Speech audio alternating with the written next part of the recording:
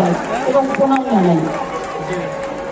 আমার খুব প্রিয় বাংলার 1 নম্বর চলচ্চিত্র নায়ক বটেই, বম্বে তো কম যায় না এবং সারা বিশ্বেই ওর খ্যাতি আছে।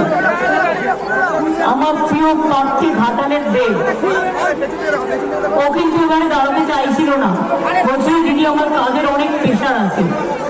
আমি বললাম যা ইচ্ছে তোমার কাজের প্রেশার থাক, তোমাকে আমি সারা বছর ডিস্টার্ব করবো না, কিন্তু ঘাটালের মানুষ চায় তুমি ঘাটাল থেকে দাঁড়াবে।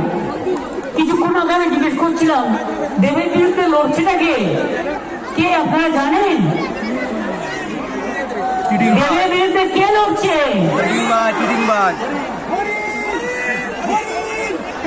প্রচার করছে আরে সেটা কে? খায় না মাথায় দেয়? আমি খায় না মাথায় দেয়, আমি নাম শুনিনি কে ওর বিরুদ্ধে লড়ছে। সালমান খান মেরে খায়।